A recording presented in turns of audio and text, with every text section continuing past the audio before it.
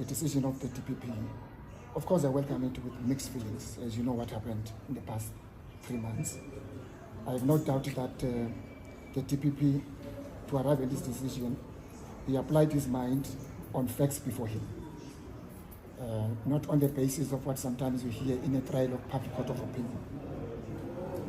When we heard about this, the same day we appeared, we took a decision as a minister to resign. It was not an easy decision, because there's no law that requires that if you are charged as a serving minister, you must resign. But I thought it would be inappropriate of a serving minister to have all these charges.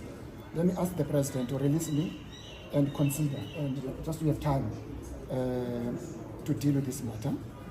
I subsequently and simultaneously, in line with the resolutions of the 55th Conference of the ANC, step aside from all activities of the African National Congress. And all this happened without any structures. I do both of these decisions voluntarily, and that was quite important. But also important was that we needed to uphold the principle of the rule of law, that we are equal before the law.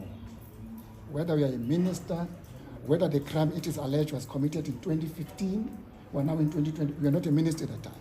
I was not in government, I could not influence anything at that time. I was just a mere spokesperson.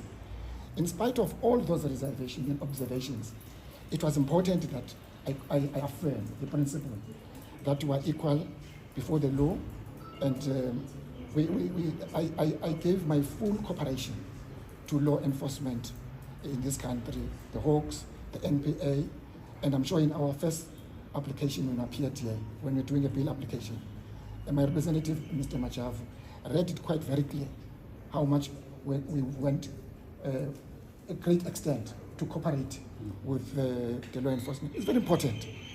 We must say that as a leadership, so that there's no impression that there's preferential treatment of anybody. Any person that feels dissatisfied with the decision of the DPP may still take this matter on review, especially those who have a legitimate interest in this case.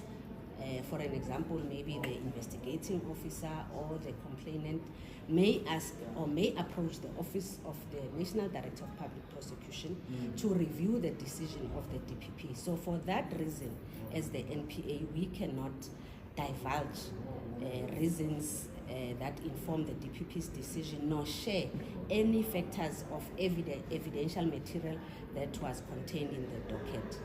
Suspindi Alpha Ramushwana here from Eyewitness News. What does this say about the NPA? I mean, you had been trying to prove a point to deal with corruption, be it state capture related corruption or just point blank corruption.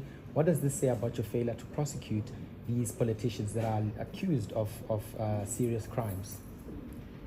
Prosecutorial decisions are based on facts, and we don't look at the individuals that are implicated in the matters, but we are rather informed by the facts contained in the docket, as well as all other evidential material that we have at our disposal as the NPA. And yes, as the NPA, we have an obligation as per the Constitution to ensure that we prosecute when there are allegations with prospects of a successful prosecution, allegations that we are in a position to prove in court. Then as the NPA, we will not hesitate to bring such people before court and ensure that they face accountability. However, as much as we also have a role to play in changing society and also in ensuring that society has faith in the work of the criminal justice system. But however, all our decisions are not necessarily meant to fulfill the wishes of the public, but rather fulfill what the interest of justice dictates.